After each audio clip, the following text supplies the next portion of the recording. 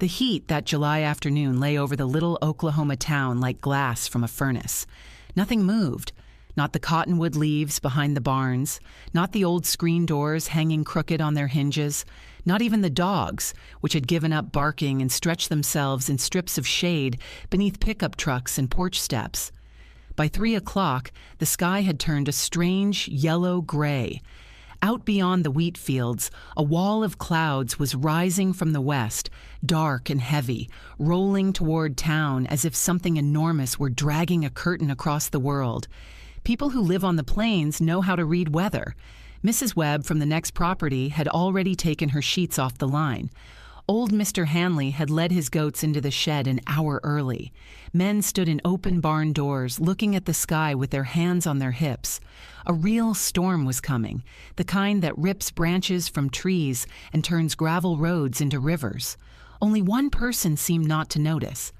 At the far end of a vegetable field, a thin 16-year-old girl in worn jeans and an old pale scarf tied over her dark blonde hair kept working a hoe between rows of potatoes. She moved steadily, almost mechanically, the way people move when they have learned to shut off thought and do what must be done. Her name was Sophie Miller.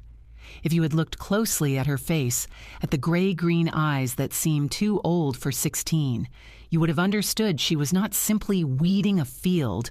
She was hiding from the house, from the voices that had been coming through the open kitchen window for hours, and from the man who had arrived that morning with a duffel bag, prison tattoos on his wrists, and eyes that did not look at a girl so much as measure her.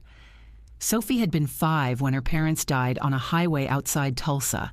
Her father had been driving. Her mother had a thermos of tea in her lap. Sophie had been asleep in the back seat under a blanket. A semi crossed the center line. That was what the report said. The little girl was thrown into a ditch and lived. Her parents did not. For 2 years, Sophie became a file in the foster system.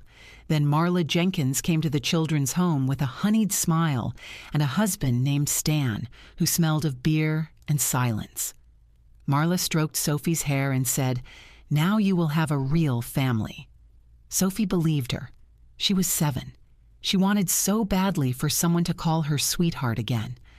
The truth took longer to show itself. The monthly foster payments arrived on time. Marla spent them on herself just as reliably.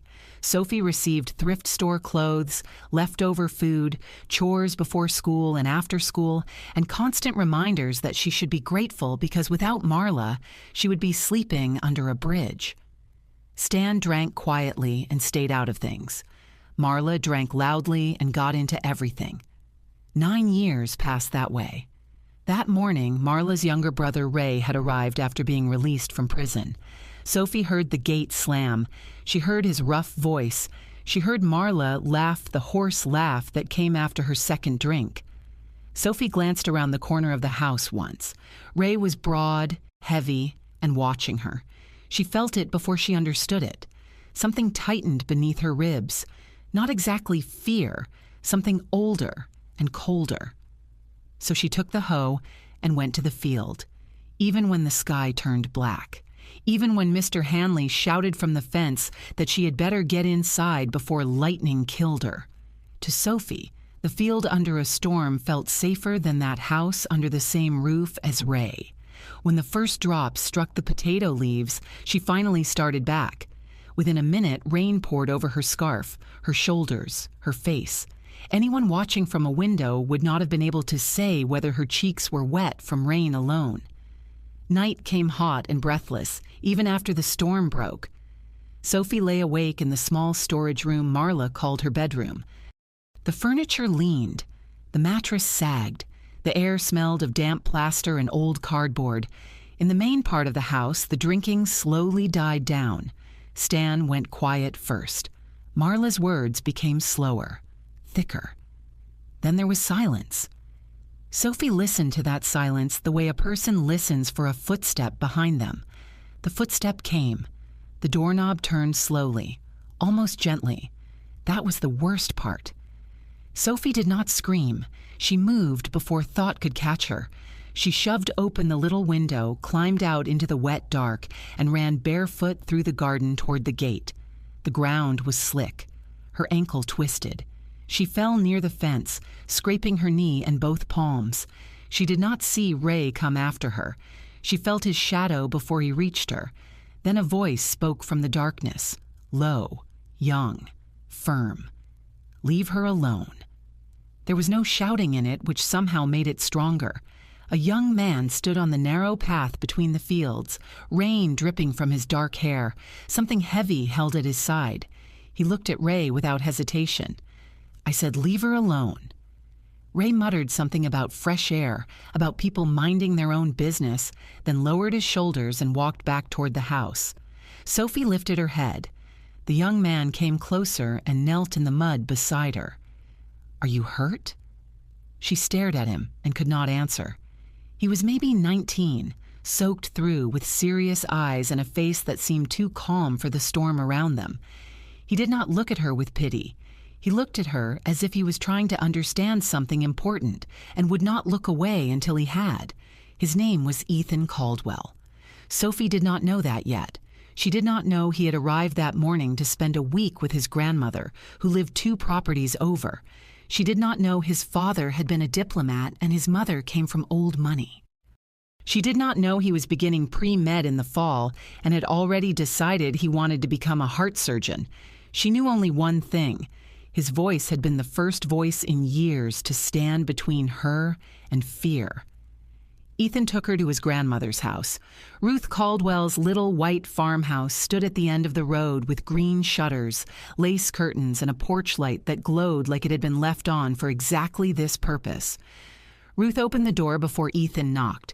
She was small, gray-haired, and wrapped in a flannel robe, but her eyes missed nothing. She saw Sophie barefoot and shaking. "Oh, child."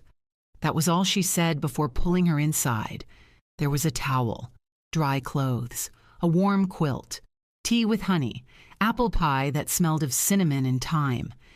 Ethan found an old first aid kit and cleaned Sophie's scraped knee with such careful hands that she had to look away.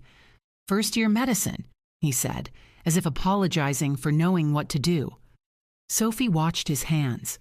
No one had touched an injury of hers that gently since her mother was alive. At the kitchen table, under a yellow lamp, Ruth spoke without fuss. She said she knew about Marla. Everyone in town knew enough. The foster checks, the drinking, the way Sophie worked the field like a hired hand. Ruth's voice held anger, but not the kind that made Sophie feel smaller. "Tonight you are staying here," Ruth said. Sophie opened her mouth to protest. Ruth raised one finger. That was the end of the discussion. Ethan said he would go with her to Child Services in Tulsa the next morning. He said he had seen Ray follow her. He would tell them. He would not let anyone send her back without a fight.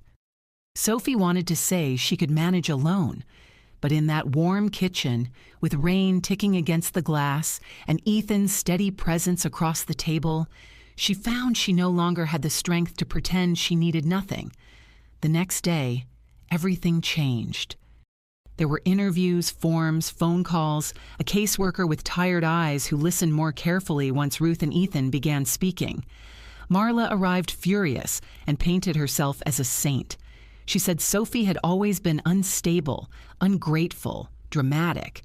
Then Ethan quietly told the truth. Not dramatically. That made it worse for Marla. He described the storm, the door, Ray, Sophie in the mud, the way Ray had backed off only when confronted. For once, an adult believed Sophie. She was placed in a temporary girls' group home in Tulsa. Sophie expected something cold and institutional. Instead, the place was a red brick house with 4 maple trees in the yard and geraniums on the windowsills. There were rules, shared rooms, worn furniture, and girls who carried their own griefs carefully, like cups filled to the rim. Her roommate, Olivia, was the first person to make Sophie smile. Olivia had cropped auburn hair, headphones around her neck even when no music played, and a laugh that filled whatever room she entered. She talked too fast, asked too many questions, and knew every secret of the home within 3 days of arriving there, months earlier. She showed Sophie where to sit when she wanted quiet, which staff members were strict, how to get extra thread from the sewing room, and which vending machine stole quarters. Sophie knew how to sew. Marla had made her mend, patch, alter, and repair since she was 13. At the group home, sewing became the first thing she did that felt like hers. Ethan came on the third day. She was in the sewing room guiding linen under a machine when a staff member said someone was there for her. Sophie did not know who, but the air changed before she reached the door. He stood under a maple tree with a chocolate bar in his hand. "I promised I would come," he said. "So I came." For 6 days he came every afternoon. They walked through Tulsa in the hot July evenings, along the river, past little cafes, beneath trees that smelled sweet after rain. Ethan asked about her childhood, what she loved, what she feared, what she thought about when she could not sleep. Those walks became the first thing in Sophie's life that belonged to no one else. At the group home, everything had a schedule. Breakfast at 7, chores by 8, schoolwork, counseling appointments, dinner, lights out. Even kindness came with paperwork, signatures, permission slips, and rules taped to walls. But when Ethan arrived, time loosened. He never rushed her. If she wanted to walk, they walked. If she wanted to sit on a bench and say nothing, he sat beside her and said nothing too. Sometimes he brought Ruth's food wrapped in dish towels, biscuits, peach preserves, slices of pie. Sometimes he brought books from a used bookstore and pretended he had chosen them casually, though Sophie could tell he had thought about each one. One was a small book of poems. One was a beginner's guide to tailoring. One was an anatomy book with careful drawings of the human heart. "You think I can understand that?" she asked, turning the pages. "I think you understand more than people expect." That sentence stayed with her all day. At night, Olivia teased her mercilessly. "You smile when he leaves," Olivia said, lying upside down on her bed with her headphones crooked around her neck. "I do not. You do. It is disgusting. Very romantic. I hate it." Sophie threw a pillow at her. Olivia caught it and grinned. "Good. You are learning violence. Very healthy." Sophie laughed before she could stop herself. The sound surprised both of them. For years, laughter had felt like something other girls did. Girls with mothers, real bedrooms, birthday cakes, photos on refrigerators. Now it came out of Sophie in small, uncertain bursts, and every time it did, she felt a little less like the girl in Marla's storage room. At first, Sophie answered carefully. She had forgotten how to talk about herself. Then, slowly, she told him about her mother singing in the kitchen, about her father's laugh, about the perfume she still remembered even though 11 years had passed. Ethan did not interrupt. He did not hurry to comfort her. He simply listened. That was more than comfort. He talked about medicine as if it were not a career, but a promise. He wanted to work on hearts, he said. Pediatric hearts if he could handle it. The thought frightened him, which made him trust it. Sophie listened and thought, of course he would choose hearts. On the last evening, they found a small county fair near the river. There was a ride that shot people straight upward in a metal seat, then dropped them hard enough to make half the town scream. Sophie immediately stepped back. Ethan grinned. "No," she said. "Yes," he said. "You are insane." "Possibly." He bought a ticket. When the ride launched him into the air, he shouted something over the lights, over the music, over the whole bright summer night. Sophie stood below, hands clenched around the edge of her jacket, blushing so hard she felt feverish. When he came down, laughing and breathless, he asked if she had heard him. "The entire city heard you." "Good." He had shouted, "Sophie Miller, you are not invisible." Their first kiss happened 4 days later, though by then he was supposed to have left. He had postponed his flight. They stood beside an old dry fountain in a quiet part of the city. Someone had placed a pot of petunias on the rim, a stubborn little act of beauty. Sophie was saying it was sad when people stopped caring for beautiful things. Ethan was not looking at the fountain. She turned and found him close. He leaned in slowly, giving her time to step away. She did not. The kiss was careful, almost shy, like touching a bruise and finding it had begun to heal. When it ended, she looked down and smiled like a fool. He took her hand as if it had always belonged there.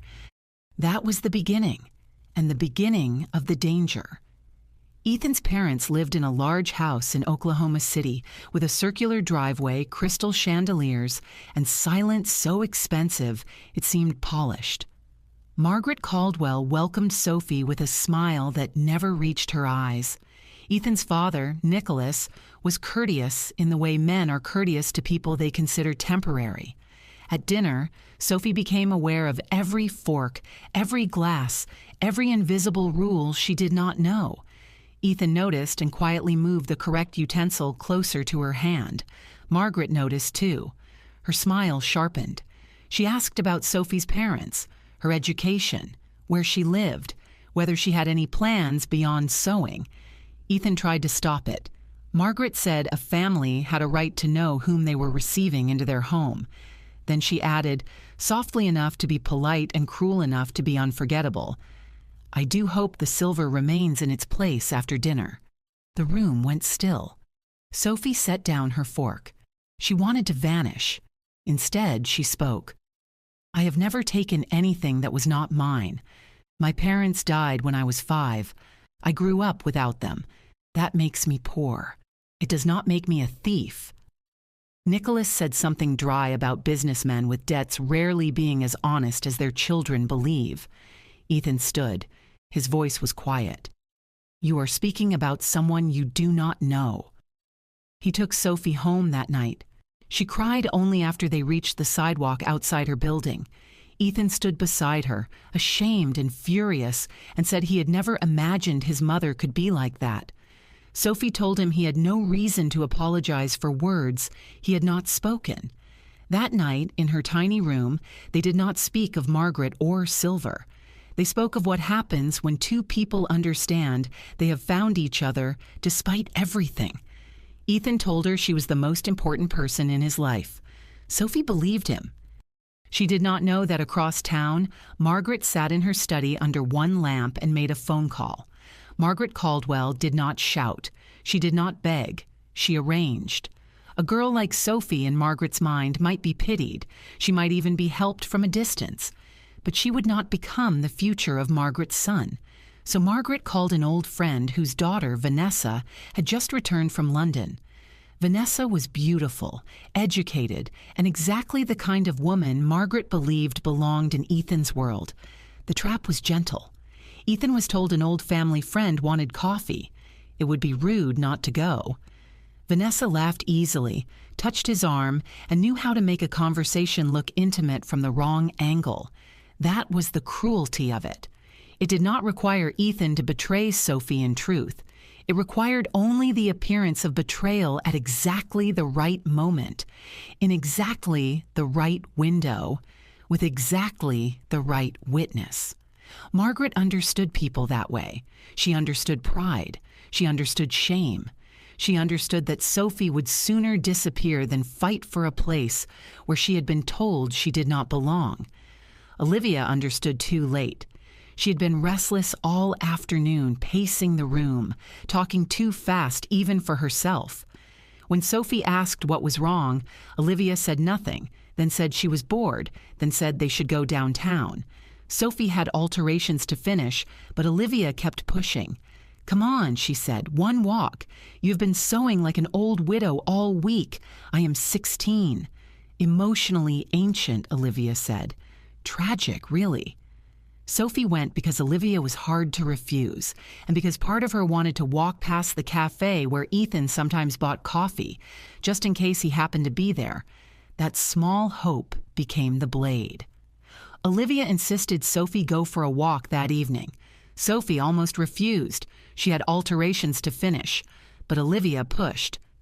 They walked through downtown, past shops with winter lights in the windows, and stopped outside an Italian cafe. Through the glass, Sophie saw Ethan. Vanessa sat across from him, leaning close. Then she stood, came around the little table, and kissed him. Not on the cheek, on the mouth. Ethan pulled back almost immediately, but Sophie did not see the pullback clearly. She saw the kiss. She saw the kind of world Margaret wanted for him. She saw herself as Margaret had seen her at dinner, a foster girl with thrift store clothes and no family name, standing outside in the cold, looking in. Ethan came to her building that night. Sophie did not come down. He called. She did not answer. He stood outside for nearly an hour. Olivia came back to the room pale and shaking. She said he was downstairs, that he looked like someone had taken the ground from under him. Sophie sat on her bed with her coat still on, hands folded so tightly in her lap that her nails marked her palms. Tell him I am asleep. He will not believe that. Then tell him I am sick. Sophie, please. Olivia stared at her, and something like guilt moved across her face. At the time, Sophie did not understand it. Later, she would. Later, she would learn that Olivia had not created the scene, but someone had used her loneliness, her need for attention, her fear of losing the one friend who made her feel less broken. Margaret's influence had reached through people who did not even realize they were being moved. That night, Sophie heard Ethan's voice faintly from below. Not the words, just the sound of him asking for her. She pressed both hands over her mouth and did not move. The next morning, she was gone. She left a note with Olivia. Please do not tell him where I went. Olivia cried and argued and cursed her, but in the end, she kept the promise. Sophie took a bus north with one suitcase, a sewing kit, and a heart that felt like it had been cut from her chest. She went to Chicago because one of the older girls from the group home knew of a garment factory that hired girls with fast hands and few questions. Chicago was too big, too loud, too cold. Sophie rented a bed in a cramped room with 3 women who became her accidental family. Nina was practical and sharp, with the soul of a school principal. Maya laughed at everything, especially when life was unbearable. Grace was quiet, observant, and had the gift of making people confess things they had sworn never to say. They worked long hours. Sophie learned piece rates, bad coffee, aching wrists, and how to fall asleep sitting up on a bus. The factory was on the 3rd floor of a building that smelled of steam, fabric dust, and old oil. The windows were tall but dirty, and in winter they sweated from the heat of the machines while the city froze outside. Sophie sat at a sewing machine 10 hours a day, sometimes 12 when orders piled up. Her fingers became quicker than thought. Seams, hems, sleeves, linings. The work was repetitive, but there was something almost merciful about it. Fabric did not ask questions. Fabric did not laugh at where you came from. Fabric did not promise forever and then kiss someone else behind glass. At night, the women in the room talked. Nina talked about money as if it were a military campaign. She kept lists, knew which grocery store marked down bread after 7, and could make $3 stretch until it begged for mercy. Maya had 2 children staying with her sister back in Indiana and cried only when she thought everyone was asleep. Grace had left a husband who never hit her, but made every room smaller by entering it. They were not soft women, but when Sophie woke from nightmares, one of them always shifted, sighed, and said, "You are safe. Go back to sleep." It was not tenderness in the way Ruth had shown tenderness. It was rougher, but it held. Then she discovered she was pregnant. For 3 days, she told no one. She sat on the edge of her bed at night with one hand over her stomach and thought of Ethan's voice in the dark, Ethan shouting that she was not invisible, Ethan moving a fork closer to her hand at dinner. She considered writing. Then she remembered Margaret's smile. Sophie decided she would not become the story Margaret had predicted. She would not come back with a pregnancy like a claim. She would not make Ethan choose between his mother and the girl his family despised. It was pride. It was fear. It was also love, though not the wise kind. Her daughter was born in February during a snowstorm. Pregnancy did not make Sophie glow. It made her tired. It made her hungry at inconvenient times and nauseated at the smell of machine oil. It made her afraid of every pain, every cramp, every bill. She went to clinics with waiting rooms full of plastic chairs and mothers who looked older than their years. She learned which forms to bring, which nurses were kind, and how to hide fear because people treated fear like weakness if you showed too much of it. Sometimes, late at night, she placed both hands over her stomach and whispered to the baby, "I do not know what I am doing." The baby moved anyway. Nina found a used crib. Maya found blankets. Grace stole extra hours from sleep to sew tiny clothes from scraps of fabric nobody at the factory wanted. Sophie kept one thing for herself, a little notebook where she wrote letters she never sent. "Ethan, today she kicked when I heard an ambulance. Ethan, I think she will have your stubbornness. Ethan, I am sorry." She tore out none of the pages. She mailed none of them. Sophie named her Lily. Nina, Maya, and Grace came to the hospital with pink balloons that had already started to sag because they bought them too early and could not hide them properly. They argued about who would carry the baby, who would hold the door, and who had cried first. Sophie stood on the hospital steps with Lily bundled against her chest and understood something. Family is not always blood. Sometimes it is 3 tired women with cheap balloons in a Chicago wind. For 3 months, Sophie was happy in a way that felt almost frightening. Lily was a serious baby, calm and observant, with dark eyes that seemed to study everything. Sophie called that look her little judge face.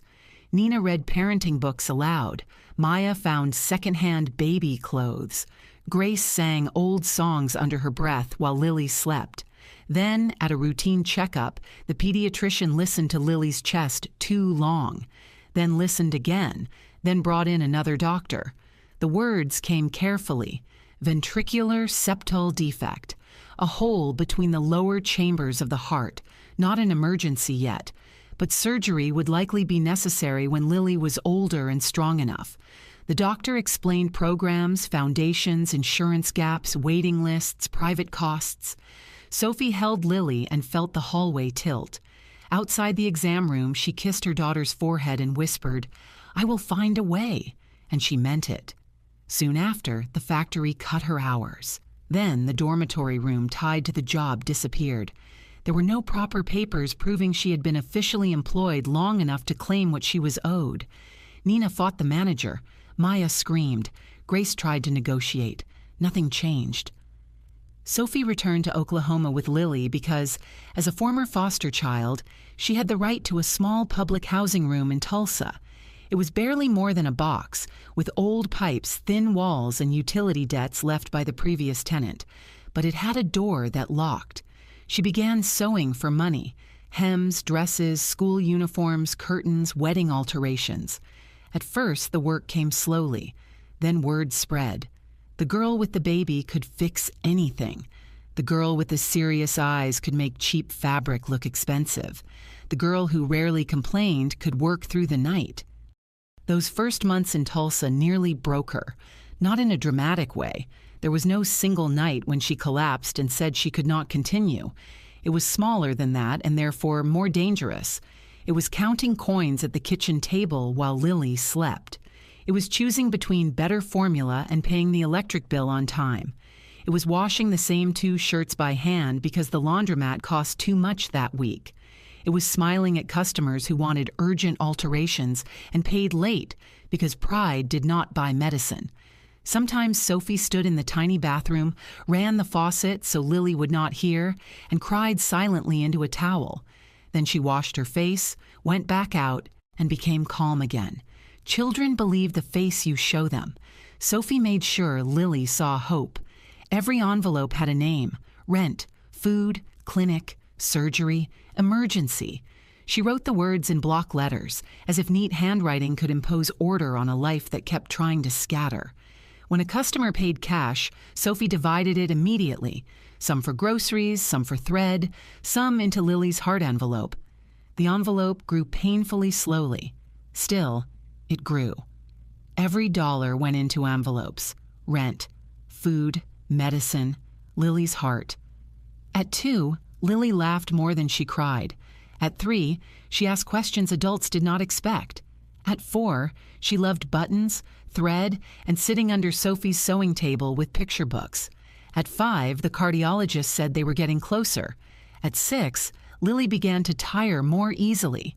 Sophie wrote to foundations, filled out forms, kept a notebook with dates, phone numbers, hospital names, application deadlines, and estimates.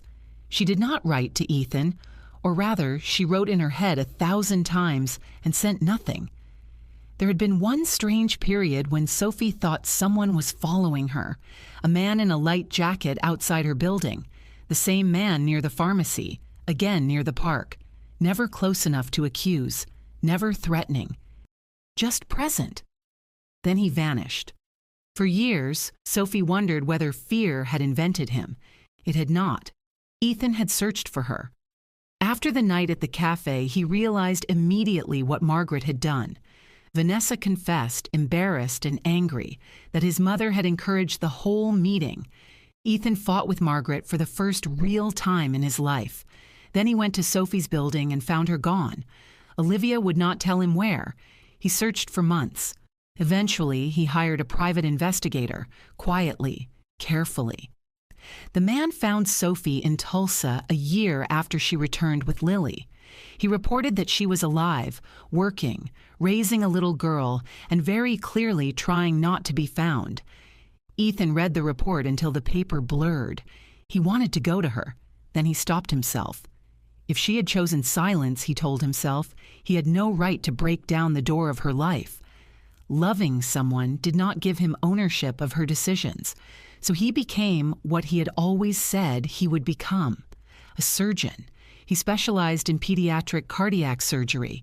He fixed children's hearts, but he never stopped carrying the girl from the storm. Fate waited 6 years. Then it moved in 1 second. It happened on a warm evening at a playground near Sophie's apartment. Lily was climbing down from the swings when she stopped, pressed one hand to her chest, and went pale. Sophie was already moving when Lily fell. Panic turns the world into fragments, her daughter's face, the dust under the swings, someone shouting for help, a car braking hard at the curb, a man running across the grass. He knelt beside Lily, checked her pulse, asked one sharp question after another. How old is she? 6. Heart condition? Yes. Which one? VSD. His head snapped up. Sophie saw his face. Ethan. For a second, the playground, the years, the fear, all of it disappeared. He was 19 again, rain in his hair, kneeling beside her in the mud. Then Lily made a small sound, and the world returned. Ethan took command. He rode in the ambulance. He called ahead. He spoke to the emergency team in a voice Sophie barely recognized, not because it was different, but because it had become what it had always promised to be, steady, precise, unshakable. At the hospital, everything happened too fast. Tests, monitors, consent forms, a surgical team. Sophie heard the words, urgent repair and risk and best chance now. Then Ethan stood in front of her in scrubs. I am the surgeon on call. She stared at him. I can step away if you want another doctor. No. The answer came before thought. You save hearts, she said. His eyes changed. I will do everything I can. When they wheeled Lily away, Sophie pressed her lips to her daughter's forehead. I am here, baby. I am right here. Then the doors closed. The waiting room became a country with no clocks.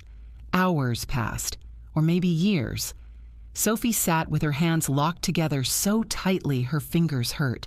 She thought of every road that had brought her there. The storm, Ruth's kitchen, the dry fountain, the cafe window, Chicago snow, pink balloons, envelopes of money, the man in the light jacket, Lily laughing under the sewing table. Hospitals have a special kind of silence at night. Not true silence. Machines beep, shoes squeak, doors sigh open and closed. Someone cries behind a curtain. Someone laughs too loudly near a vending machine because fear has made them strange. But beneath all of it is a waiting silence. Sophie sat inside that silence and bargained with every version of God she had ever heard of. Take my hands if you need payment. Take my sight. Take every good thing I have not yet received. Just leave her heart beating. Ruth arrived sometime after midnight, though Sophie did not know who had called her. The old woman sat beside her without asking questions and placed a thermos of tea between them. "Apple in time," she said. Sophie stared at the thermos. The smell nearly undid her. For a moment, she was 16 again in Ruth's kitchen, wrapped in a quilt, Ethan kneeling by her scraped knee. She looked at Ruth and saw that the old woman had aged, of course, but the eyes were the same. "I should have come sooner," Ruth said. Sophie shook her head. "I disappeared. People who are hurt do that." Ruth took her hand. "But you came back to the road somehow." Sophie did not answer.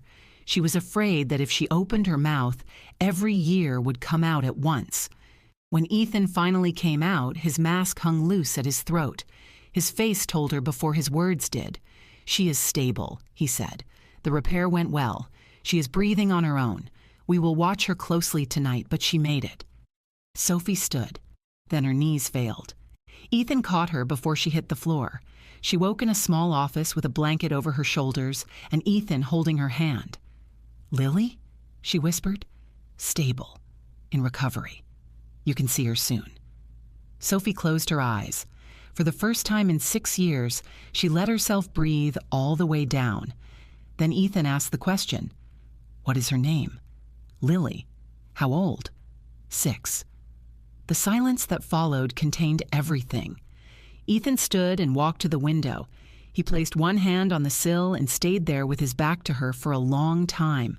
When he turned, his face was open in a way she had never seen. Why? There was no anger in the word. That made it harder. Sophie told him everything: the cafe, Vanessa, the kiss, her decision not to become the poor foster girl who trapped him with a baby, Chicago, Lily's diagnosis, the envelopes, the fear that if she reached out, Margaret's voice would be proved right. Ethan listened without interrupting. Only once, when she said Vanessa's name, he closed his eyes as if struck. Then he told her his side. Vanessa had been his mother's move.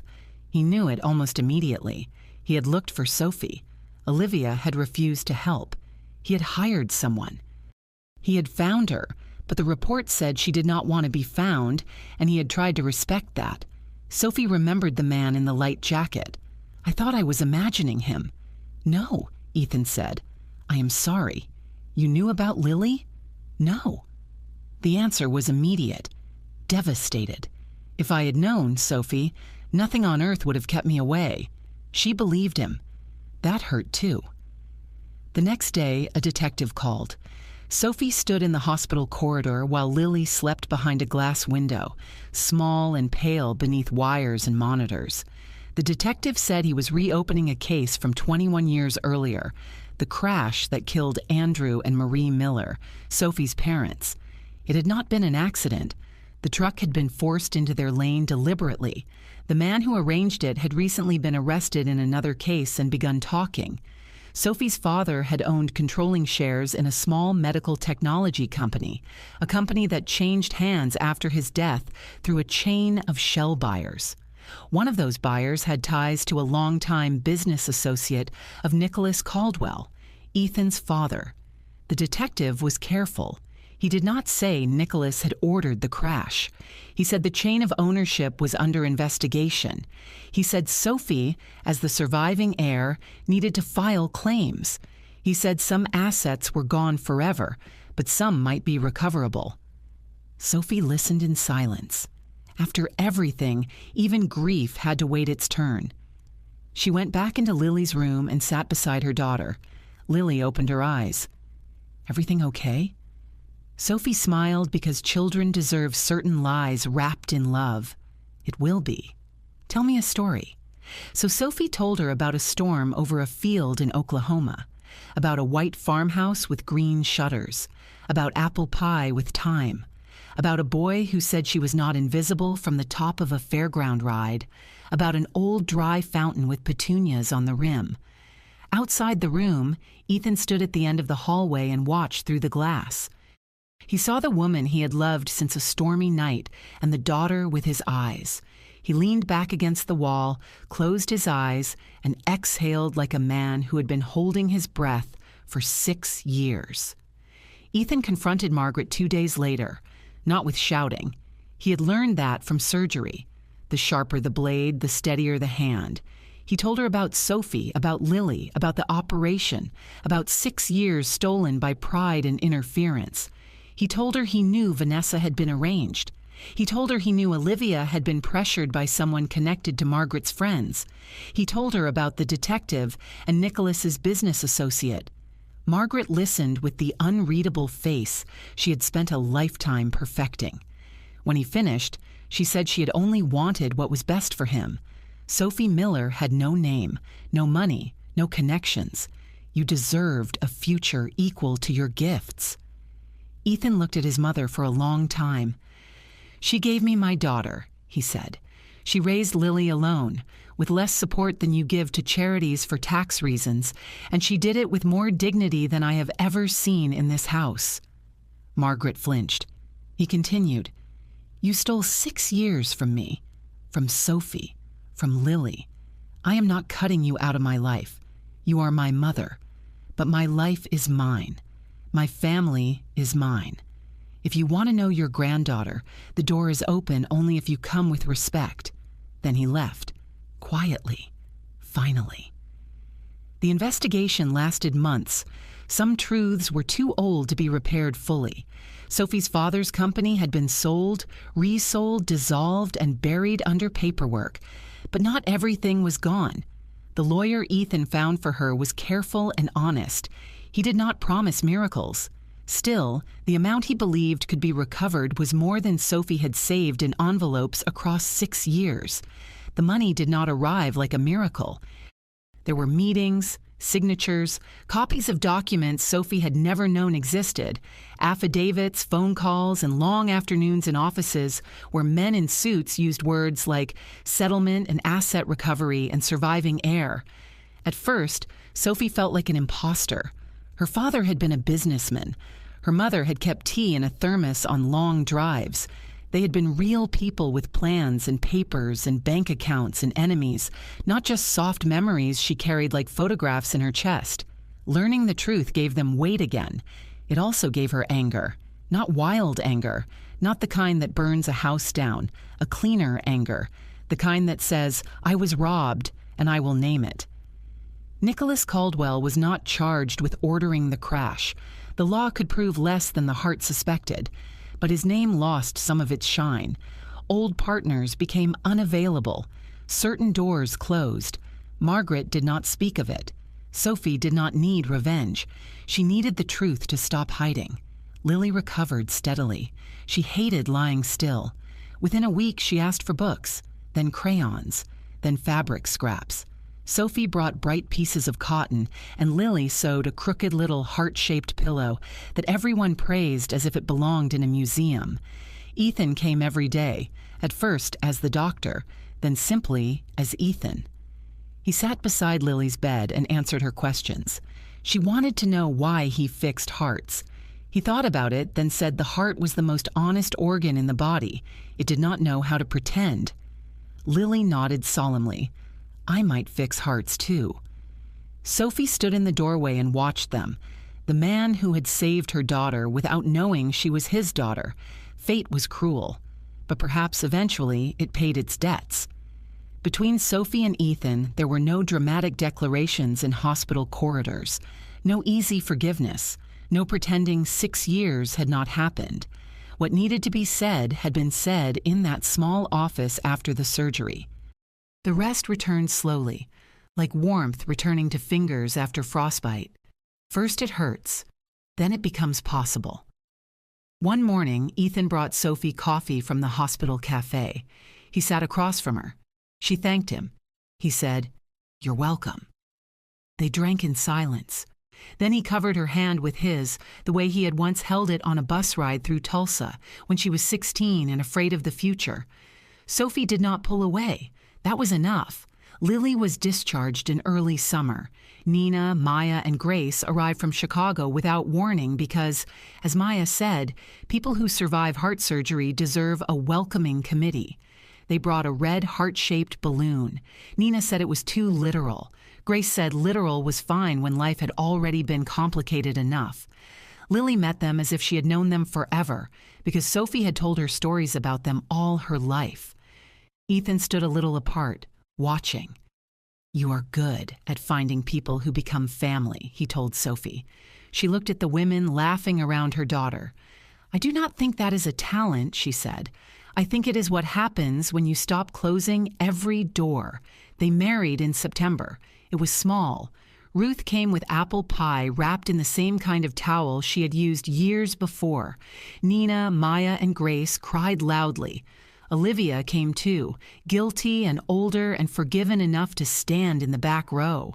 Lily insisted on helping Sophie choose the dress and declared every boring option unacceptable. Before the ceremony, Lily walked up to Ethan and took his hand. "Can I call you Dad?" Ethan crouched in front of her. "That is exactly what I have been hoping you would ask." Lily nodded as if completing an important legal procedure. Then she kissed his cheek. In November, Sophie opened her own little alteration studio in an old brick building in Tulsa. High ceilings, big windows, wood floors that creaked in exactly the right way. Nina helped with appointments from Chicago until she could move.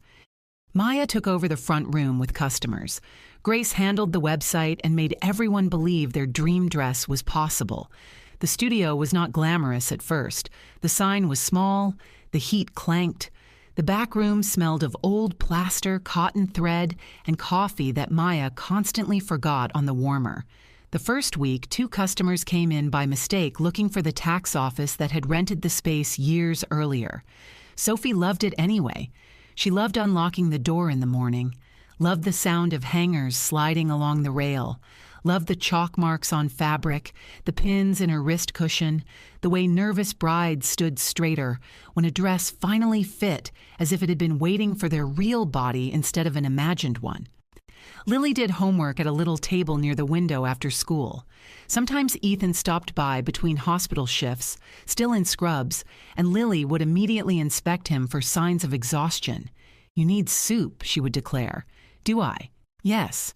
Doctors are terrible patients." Sophie would watch them from the cutting table and feel an ache so sweet it frightened her. Not because it hurt, because it did not. Sophie named the studio Lightning. On opening day, a woman asked why. Sophie set down her needle and answered honestly, because sometimes life changes slowly, like dawn, and sometimes it changes in one flash. The first lightning strike came on a stormy night when a stranger's voice stood between me and fear. The second came outside an operating room when the same man took off his mask, and I realized fate had not separated us to punish us. It had been making us ready. The woman listened quietly. Then she booked 3 appointments. Margaret called in December. Sophie was sewing at the kitchen table while Ethan read aloud to Lily from a children's book. Lily kept correcting his voices because apparently he was doing them wrong. Ethan's phone vibrated. He looked at the name on the screen, then at Sophie. She nodded. Not because everything was forgiven, because not everything deserves to keep poisoning the room. Margaret's voice was different. Quieter. She did not make a speech. That would not have been her nature, and Sophie would not have trusted one anyway. She said she would like to meet her granddaughter if they allowed it. Ethan said he would talk to Sophie. Lily, without looking up from her book, said she had heard everything and thought a grandmother could be inspected once. Sophie laughed for real. That night, Sophie lay awake beside Ethan, not from fear, but from fullness. Lily slept down the hall. Snow had begun to fall outside, soft and uncertain. The city hummed quietly beyond the windows. Sophie thought about everything that had brought her there. If there had been no storm that July night, she would not have met Ethan. If Margaret had not interfered, Sophie might never have gone to Chicago and found Nina, Maya, and Grace. If those 6 lonely years had not happened, she might never have learned how strong she was. If Lily had not fallen at the playground on the exact evening Ethan drove by, the truth might have stayed hidden longer. Fate had not led them straight. It had led them correctly. Sophie reached for Ethan's hand in the dark. He was awake. He took her fingers at once, as if he had been waiting. Neither of them spoke. Outside, the storm that had begun years earlier had finally passed, and after a real storm, the air can be so clean it almost hurts to breathe. Sometimes life does not give us what we ask for. It gives us what we need through pain, loss, distance, and years that seem impossible to survive. It leads us to the people we are meant to reach only after we have become real enough to be loved fully. Sophie and Ethan survived 2 storms, and because they both knew the dark, they became light for each other. If this story touched your heart, stay with us for more emotional audio stories about love, second chances, family secrets, and the kind of hope that returns when life seems lost.